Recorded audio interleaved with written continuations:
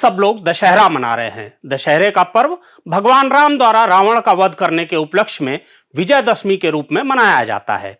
इसे बुराई पर अच्छाई की जीत का प्रतीक भी माना गया है। तो जहां पूरे भारत में आज रावण का दहन किया जाता है, वहीं छत्तीसगढ़ में 2 दशहरे ऐसे भी मनाए जाते हैं जहां राम और रावण का कोई जिक्र तक नहीं है।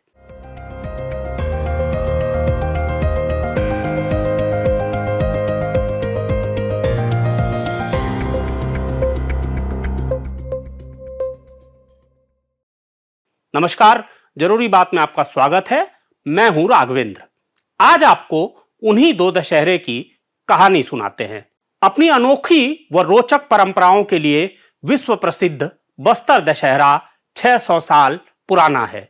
बस्तर दशहरे की इस परंपरा को इसकी 12 से अधिक अनूठी व अद्भुत रस्मों के लिए जाना जाता है। यह रस्में ही बस्तर दशहरे को देश के अन्य स्थानों पर मनाए जाने वाले दशहरे से अलग बनाती हैं और यही वजह है कि हर वर्ष बस्तर दशहरा अपने अनूठेपन व आश्चर्यजनक रस्मों के चलते हजारों पर्यटकों को अपनी ओर आकर्षित करता है।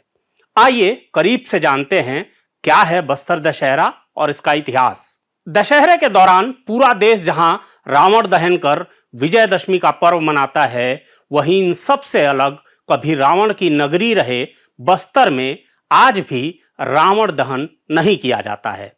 आदिकाल में बस्तर को दंडकारण्य के नाम से भी जाना जाता था, जिसमें रावण राज में असुर वास करते थे। यही वजह है कि बस्तर में आज भी दशहरे के दौरान रावण दहन नहीं किया जाता, बल्कि बस्तर में इस दौरान आकर्षण का केंद्र होता है 9 दिनों तक शहर की परिक्रमा करने वाला विशालकाय रथ। करीब 40 फीट ऊंचे व कई टन वजनी इस रथ का निर्माण स्थानीय आदिवासियों द्वारा आज भी हाथों से पारंपरिक औजारों के जरिए ही किया जाता है। पूर्ण रूप से लकड़ी से तैयार इस रथ की परिक्रमा के पीछे भी एक रोचक किंवदंती जुड़ी है। चालुक्य वंश के चौथ शासक महाराज पुरुषोत्तम देव की भगवान जगन्नाथ पर गहरी आस्था थी, जिसके चलते महाराज ने अपने राज्य में शांति व विकास की कामना के साथ एक बार पैदल ही उड़ीसा स्थित जगन्नाथपुरी की यात्रा की, जहां उनकी भक्ति से प्रसन्न होकर भगवान जगन्नाथ ने उन्हें रथपति की उपाधि दी व 16 चक्कों का प्रतीकात्मक रथ आशीर्वाद के रूप में दिया। जिसके बाद राजा पुरुषोत्तम देव ने रथ के 4 चक्के तो भगवान जगन्नाथ को उसी वक्त अर्पित कर दिए थे और 12 चक्कों के रथपति की उपाधि लेकर महाराजा पुरुषोत्तम देव ने बस्तर पहुंचकर 12 चक्कों के विशालकाय रथ की परिक्रमा आरंभ की। उस दौर में स्वयं राज परिवार रथ पर माई दंतेश्वरी का छत्र लेकर सवार होता था व शहर की परिक्रमा करता था। लेकिन 12 चक्के के इस रथ को चलाने में काफी दिक्कतें आती थी, जिसके चलते कालांतर में 12 चक्के के रथ को राज परिवार ने 8 और 4 चक्कों के 2 रथों में विभक्त कर दिया। साथ ही देश के आजाद होने के बाद अब रथ पर राज परिवार की जगह केवल माई दंतेश्वरी के छत्र को ही सवार कर परिक्रमा करवाई जाती है। कई टन वजनी इस विशालकाय रथ को परिक्रमा हेतु खींचने सैकड़ों आदिवासी स्वेच्छा से हर वर्ष जगदलपुर आते हैं। बस्तर में ऐतिहासिक विश्व प्रसिद्ध दशहरा पर्व की पहली और मुख्य रस्म पाट यात्रा होती है। हरियाली के अमावस्या के दिन इस रस्म अदायगी के साथ बस्तर में दशहरा पर्व की शुरुआत होती है। परंपरा के अनुसार इस रस्म में बिरिंगपाल गांव से दशहरा पर्व के रथ निर्माण के लिए लकड़ी लाई जाती है, जिससे रथ के चक्के का निर्माण किया जाता है। हरियाली के दिन विधि विधान से पूजा के पश्चात बकरे की बलि और मंगुरी मछली की बलि दी जाती है, जिसके बाद इसी लकड़ी से दशहरा पर्व का विशाल रथ का निर्माण किया जाता है। तो आज से बस्तर दशहरा का स्टार्ट हुआ। आज का जो पूजा हुआ विधान, इसका नाम है टुल्लू कोटला। जो रथ को बनाते हैं ना, उसको जो है ना चक्का अचानक घुमाते समय घुसा समय जो है ना, इसको 2 आदमी पकड़े बोए रहते हैं, उसके बाद अचानक से जो है ना मारते हैं। आज मतलब हरियाली त्योहार जो है 2026 से आज स्टार्ट हुआ। 75 दिन का दशहरा मैंने आज से चालू हो गया है। इसके बाद आज पूजा हुआ विधान, और इसके बाद हरियाली त्योहार है। बस्तर समाज के सभी मीडिया बंधु और सभी कर्मचारी अधिकारी, सभी तहसीलदार, एसडीएम, जो बस्तर दशहरा के सांसद, कलेक्टर सभी लोग आके जो है ना, मांझी, चालकी, नेमर, नेमरी और पुजारी दियारी सभी से सब रहते हैं इसमें। और मगरी मछली और बकरे का बलि क्यों देते हैं? मगरी मछली इस कारण से देते हैं, इसको कन्या को, मतलब इस देवी का कन्या को मगरी मछली देते हैं। आज से मतलब मगरी मछली स्टार्ट हुआ, जैसे डेरी गढ़ी होगा नया खारी त्योहार में 9 दिन में, वहाँ भी मगरी मछली, सिरासार में वहाँ भी चढ़ेगा 9 मगरी मछली दोनों। पीछे का कारण क्या है? इसका कारण क्या है? मैं कन्या का है, मतलब इसमें कन्या पाता है देवी, मतलब बकरा भी दिए हैं, बकरा तो माई के नाम से दिए हैं, माँ दंतेश्वरी के नाम से टुल्लू कोटला, और मगरी मछली जो है ना कन्या के नाम से देते हैं। कन्या मतलब जानते हो? नहीं बताओ। इसको कन्या देवी मतलब धरती का, पानी का स्वर्ग वाला, इसीलिए कन्या को मगरी मछली देते हैं। इसीलिए इस दशहरा का महत्वपूर्ण जो है ना, गांव वाले भी और विश्व में कहीं नहीं होता 75 दिन का दशहरा, हमारा बस्तर में होता है। विश्व प्रसिद्ध बस्तर दशहरा की दूसरी महत्वपूर्ण रस्म डेरी गढ़ई होती है। मान्यताओं के अनुसार इस रस्म के बाद से ही बस्तर दशहरे के लिए रथ निर्माण का कार्य शुरू किया जाता है। करीब 600 वर्षों से चली आ रही इस परंपरा के अनुसार बिरिंगपाल से लाई गई सरई पेड़ की टहनियों को एक विशेष स्थान पर स्थापित किया जाता है। विधि विधान पूर्वक पूजा अर्चना कर इस रस्म की अदायगी के साथ ही रथ निर्माण के लिए माई दंतेश्वरी से आज्ञा ली जाती है। इस मौके पर जनप्रतिनिधियों सहित स्थानीय लोग भी बड़ी संख्या में मौजूद रहते हैं। इस रस्म के साथ ही विश्व प्रसिद्ध दशहरा रथ के निर्माण की प्रक्रिया आरंभ करने के लिए लकड़ियों का लाना शुरू हो जाता है। डेरी गढ़ी की आज रस्म है। साल लकड़ी की यहाँ पर पूजा करते हैं, बिलौरी से लकड़ी आती है, विधिवत पूजा करके मुंगरी मछली वगैरह डाल के, जो हमारा ट्रेडिशनल है, जो बस्तर की परंपरा के अनुसार से इसकी पूजा करके, और आज देखिए सभी मांझी, मुखिया, हमारे सभी प्रशासनिक अधिकारी से लेकर जितने भी मेम्बरीन वगैरह हैं, सब जो इस विधि विधान से जुड़े हुए हैं दशहरा के, आज सबकी उपस्थिति होती है, आप सबकी भी उपस्थिति है। और धीरे धीरे अभी दशहरा का जिस तरीके से काचन गादी के बाद से फिर ये पर्व पूरे दिन अलग अलग विधानों से, बेल यात्रा है, माई जी की डोली आती है, फिर उनकी विदाई होती है, इस तरीके से अनूठा विभिन्न रस्मों का पर्व। 75 दिनों तक चलने वाली विश्व प्रसिद्ध दशहरा पर्व की तीसरी प्रमुख परंपरा है रथ परिक्रमा। रथ परिक्रमा के लिए रथ का निर्माण किया जाता है। इसी रथ में दंतेश्वरी देवी की सवारी को बैठाकर शहर की परिक्रमा कराई जाती है। लगभग 30 फुट ऊंचे इस विशालकाय रथ को परिक्रमा कराने के लिए 400 से अधिक आदिवासी ग्रामीणों की जरूरत पड़ती है। रथ निर्माण में प्रयुक्त सरई की लकड़ियों को एक विशेष वर्ग के लोगों द्वारा लाया जाता है और बेड़ा उमर और झाड़ उमर गांव के ग्रामीण आदिवासियों द्वारा 14 दिनों में इन लकड़ियों से रथ का निर्माण किया जाता है। अपनी अनोखी और आकर्षक परंपराओं के लिए विश्व में प्रसिद्ध बस्तर दशहरा का आरंभ आज देवी की अनुमति के बाद होता है। दशहरा पर्व आरंभ करने की अनुमति लेने की यह परंपरा भी अपने आप में अनूठी है। काछन गादी नामक इस रस्म में एक नाबालिग कुंवारी कन्या कांटों के झूले पर लेटकर पर्व आरंभ करने की अनुमति देती है। करीब 700 सालों से चली आ रही इस परंपरा की मान्यता के अनुसार कांटों के झूले पर लेटी कन्या के अंदर साक्षात देवी आकर पर्व आरंभ करने की अनुमति देती हैं। बस्तर का महापर्व दशहरा बिना किसी बाधा के संपन्न हो, इस मन्नत और आशीर्वाद के लिए काछन देवी की पूजा की जाती है। काछन देवी के रूप में अनुसूचित जाति की एक विशेष परिवार की कुंवारी कन्या बस्तर राज परिवार को दशहरा पर्व आरंभ करने की अनुमति देती है। 9 वर्षीय विशाखा पिछले 3 सालों से काछन देवी के रूप में कांटों के झूले पर लेटकर सदियों पुरानी इस परंपरा का निर्वहन कर रही हैं। मान्यता है कि इस महापर्व को निर्बाध संपन्न कराने के लिए काछन देवी की अनुमति आवश्यक है, जिस हेतु मिर्गान जाति की कुंवारी कन्या को बेल के कांटों से बने झूले पर लिटाया जाता है। इस दौरान उसके अंदर खुद देवी आकर पर्व आरंभ करने की अनुमति देती हैं।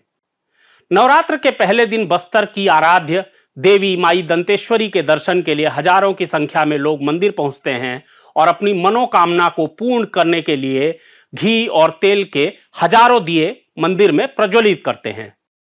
श्रद्धालुओं का मानना है कि दंतेश्वरी माई से इस नवरात्र के दौरान सच्चे दिल से मांगी गई हर मनोकामना जरूर पूरी होती है।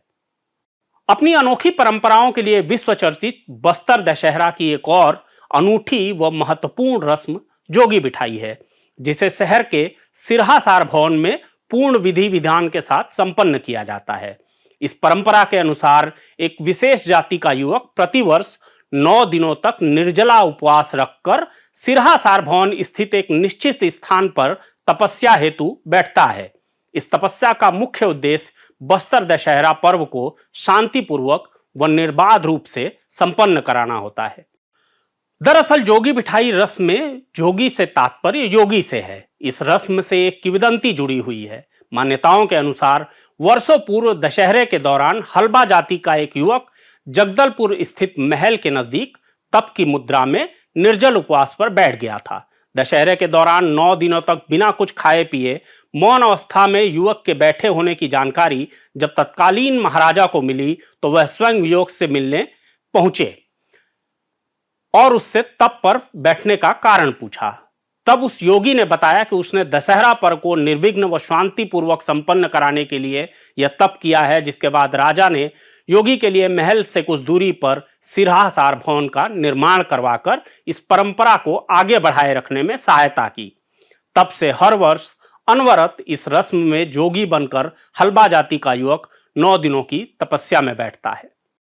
बस्तर दशहरा पर्व का आज प्रमुख रस्म जोगी बिठाई का था, जिसमें जोगी बड़े अमावस्या रघुनाथ जो जोगी परिवार से संबंधित है वो यहाँ पर आकर 9 दिन निराहार रहकर यहाँ पर बस्तर दशहरा निर्विघ्न संपन्न हो, इसी आशा के साथ, इसी आकांक्षा के साथ यहाँ पर 9 दिन यहाँ पर बैठेंगे और इसके बाद 9 दिन के बाद अष्टमी के दिन यहाँ से उठेंगे, तब मौली प्रभाव होगा और उसके बाद नवमी का कार्यक्रम शुरू होगा। एक ही परिवार के एक ही परिवार से जोगी परिवार जो उनके पूरे कुटुंब परिवार है उन्हीं में से जोगी जो बैठते हैं। एक परिवार ही क्यों? राजा ने इनकी परंपरा शुरू से इसी परंपरा बस्तर दशहरा पर रियासतकालीन से परंपरा के अनुसार अनुरूप ही चल रहा है।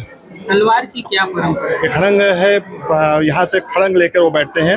माता जी का खड़ंग है जो यहाँ मौली मंदिर से पुजारी द्वारा दिया जाता है, उसको लेके यहाँ पर आकर बैठते हैं। शारदीय नवरात्रि के पावन अवसर पर देश के 52 शक्तिपीठों में से एक दंतेश्वरी मंदिर के दर्शन करने हजारों की संख्या में श्रद्धालु पहुंचते हैं। पौराणिक कथाओं के अनुसार शक्ति के शरीर के 52 टुकड़ों में से माई जी का दांत दंतेवाड़ा में गिरा था, जिसके चलते ही इस जगह पर माई दंतेश्वरी के शक्तिपीठ की स्थापना हुई और इस जगह का नाम दंतेवाड़ा पड़ा।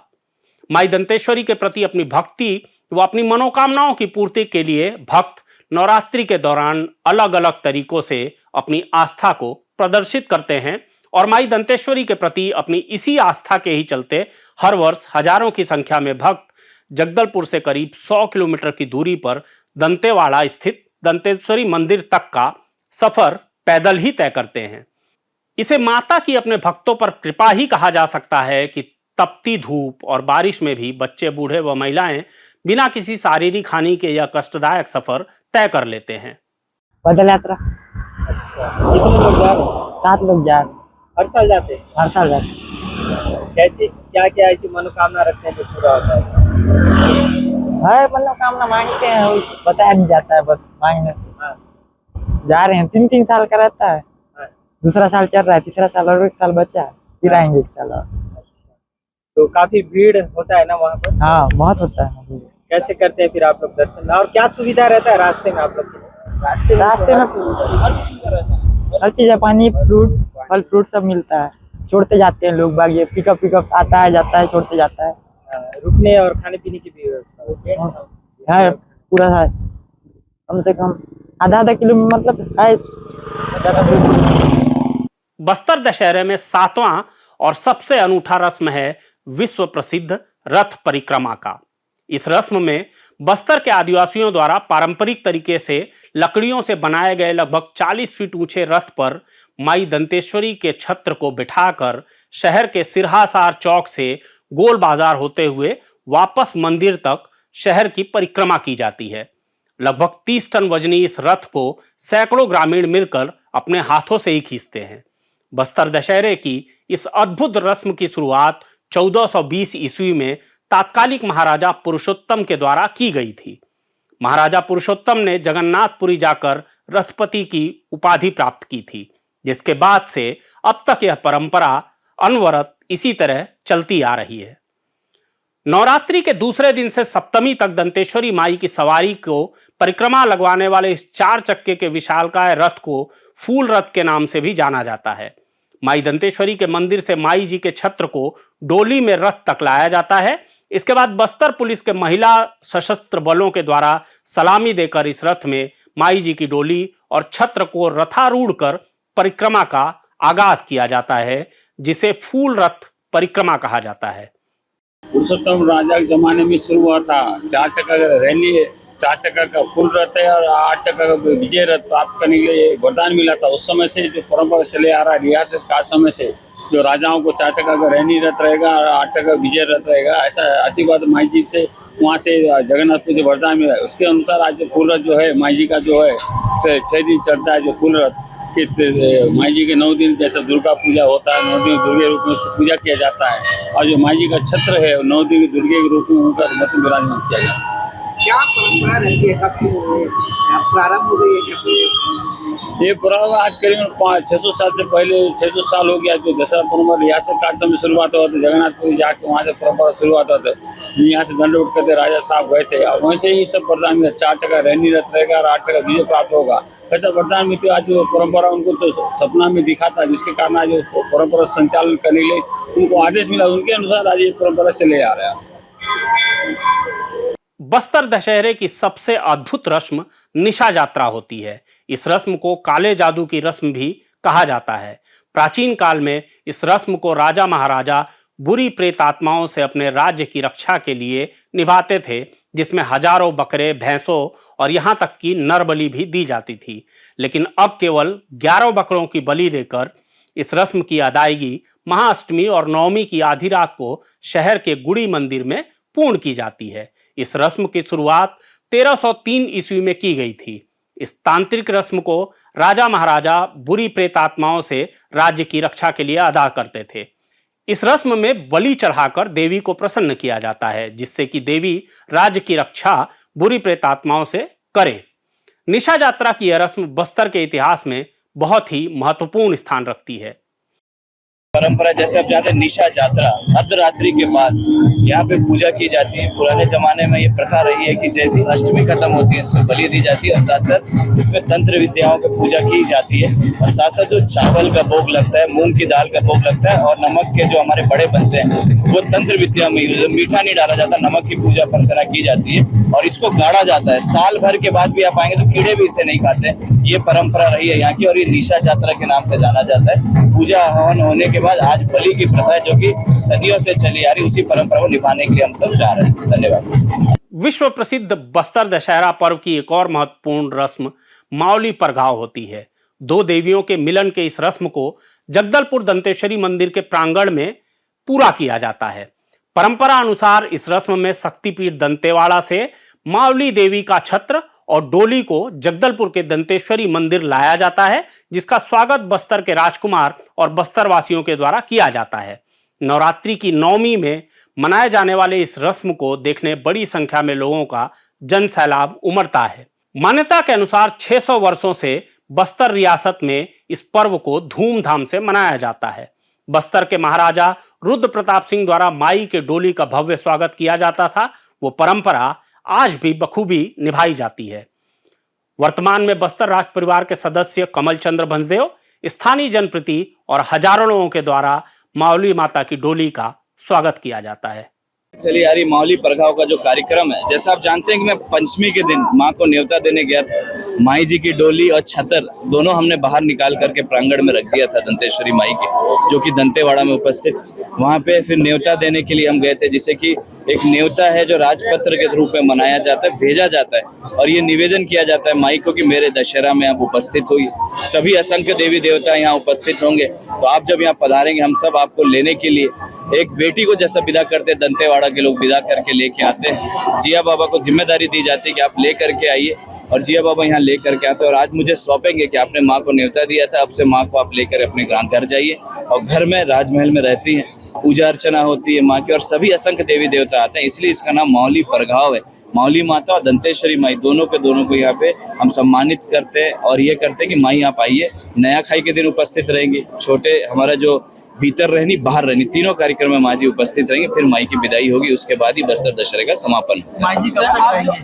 माई जी यहाँ पे रहेंगे 7 तारीख तक। 7 तारीख को माई जी की विदाई है और वो बहुत ही भावुक पल रहता है कि हमारे बस्तर के वासी, जगदलपुर के वासी और सभी आदिवासी समाज और गैर आदिवासी समाज और सभी असंख्य लोग जो यहाँ उपस्थित होते हैं, चाहे टूरिस्ट हों, सभी भारतवासी जो यहाँ उपस्थित होते हैं, उनके लिए एक बेटी को विदा करने जैसा माँ आती है तो इतना ज़्यादा जलसा आप देख सकते हैं, भीड़ होती है, देवी देवता आते हैं, उन सब की विदाई माई के बाद हो जाती है।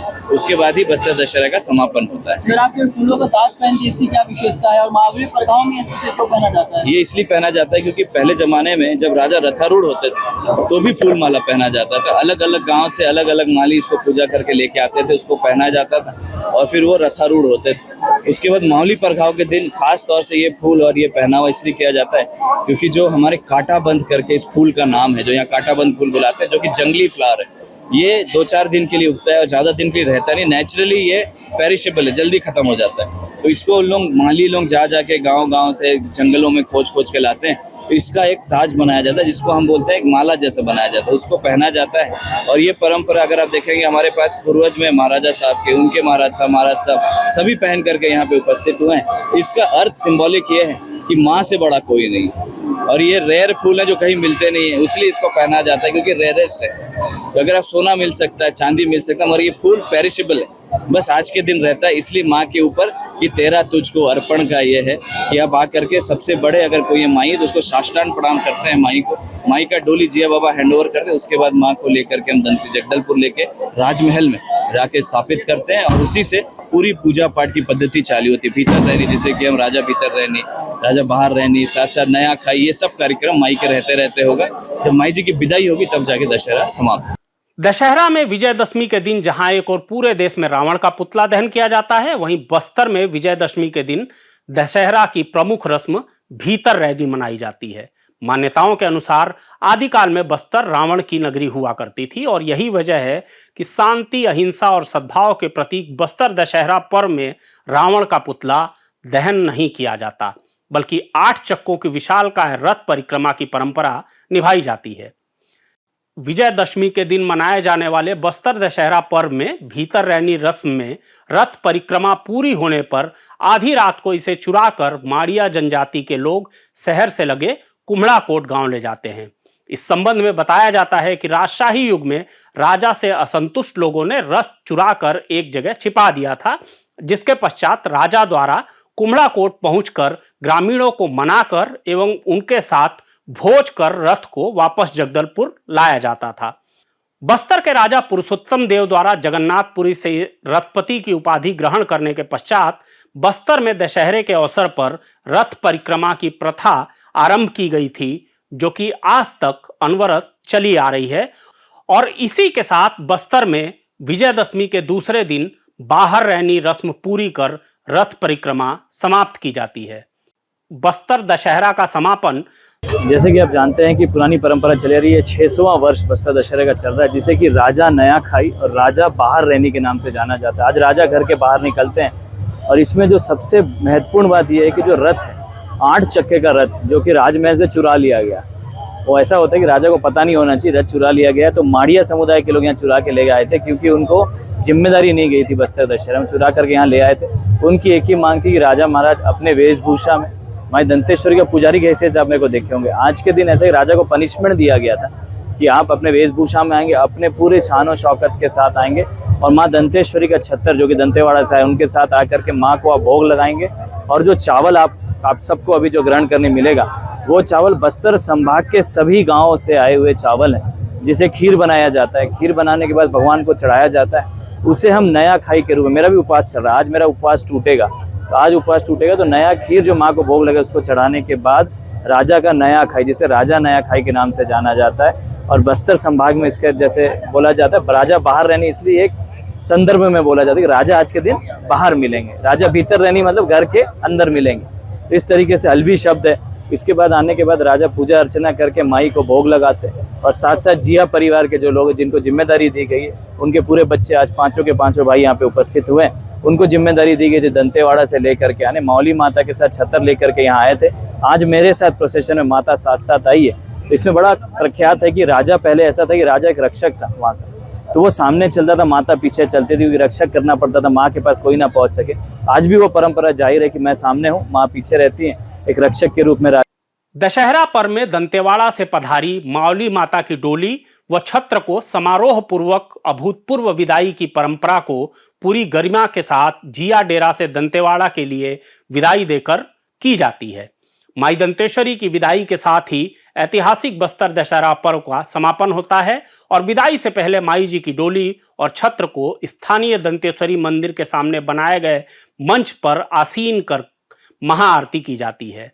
यहाँ सशस्त्र सलामी बल से माई जी को सलामी देने के बाद 1.5 किलोमीटर दूर स्थित जिया डेरा तक भव्य शोभा यात्रा निकाली जाती है और विदाई के साथ ही 75 दिनों तक चलने वाला बस्तर दशहरा पर्व समाप्त हो जाता है।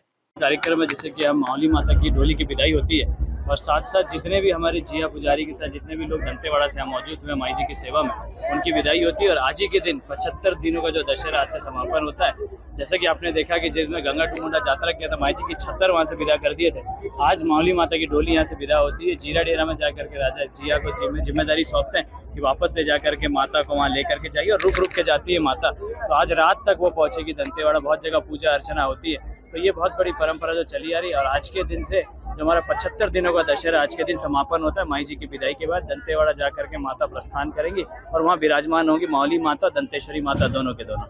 धन्यवाद। 75 दिनों तक मनाए जाने वाले इस पर्व में रोचक एवं अनोखी रस्मों की वजह से ही बस्तर दशहरा देश के अन्य जगहों से अलग व आकर्षक होता है। यही कारण है कि हजारों की संख्या में पर्यटक इस बस्तर दशहरा पर्व को देखने के लिए जगदलपुर पहुंचते हैं। छत्तीसगढ़ के बड़े हिस्से में रावण दहन का चलन पुराना नहीं है। सारंगढ़ समेत उसके आसपास राजाओं का इलाका था। नवरात्र में देवी या शक्ति की उपासना के बाद 10वें दिन राजा अपने अपने तरीकों से विजयोत्सव मनाया करते थे। सारंगढ़ भी अपवाद नहीं रहा। यहां भी विजयदशमी के सार्वजनिक कार्यक्रम में रावण का कोई स्थान नहीं था। यहां पर रियासत काल से ही विजयदशमी पर्व पर गढ़ विच्छेदन का कार्यक्रम आयोजित किया जाता रहा है। यह गढ़ उत्सव लगभग 200 साल से भी अधिक पुराना है। यहाँ पर मिट्टी के टीलों रूपी गढ़ के ऊपर में सैनिक रूपी रक्षक रहते हैं। वहीं गढ़ के नीचे में पानी का गड्ढा बनाया जाता है, जहां प्रतिभागी मिट्टी के टीलों को नुकीले औजारों से गड्ढा खोदकर ऊपर चढ़ते हैं। जो प्रतिभागी सुरक्षा प्रहरियों से जद्दोजहद कर गढ़ के ऊपर चढ़ने में सफल हो जाते हैं, उन्हें गढ़ विजेता की पदवी दी जाती है। नवीन जिला बना सारंगढ़ बिलाईगढ़ का यह एक दुर्लभ उत्सव है। पूरे विश्व का सबसे अनोखा गढ़ उत्सव यहाँ मनाया जाता है। इस गढ़ उत्सव का आयोजन सारंगढ़ के राज परिवार द्वारा किया जाता है। हजारों वर्ष पूर्व जब वर्तमान राज परिवार के पुरखे कछुओं की पीठ पर सवार होकर नदी पार कर यहाँ पहुंचे, तो पानी भरी खंदकों से घिरे मिट्टी के छोटे गढ़ों यानी कि किलों में छिपे विरोधियों से उनका मुकाबला हुआ था। पुरखों के पास बांस से बनी तलवारें, भाले, तीर, कटार जैसे हथियार थे। पुरखे जीत गए और तब से पानी भरी खंदक से घिरे मिट्टी के गढ़ पर चढ़ना और उस पर विजय पताका फहराना सारंगढ़ में विजयदशमी उत्सव मनाने का मान्य तरीका बन गया। बांस से बने हथियारों की पूजा अन्य शास्त्रों की पूजा से पहले होती है। हालांकि सैकड़ों सालों से चली आ रही परंपराओं में एक जुड़ाव हुआ अक्टूबर 1978 में, जब पहली बार रावण दहन भी किया गया। तब से आज तक गढ़ विच्छेदन के साथ ही रावण दहन भी होता आ रहा है, लेकिन मुख्य आकर्षण आज भी गढ़ विच्छेदन ही है।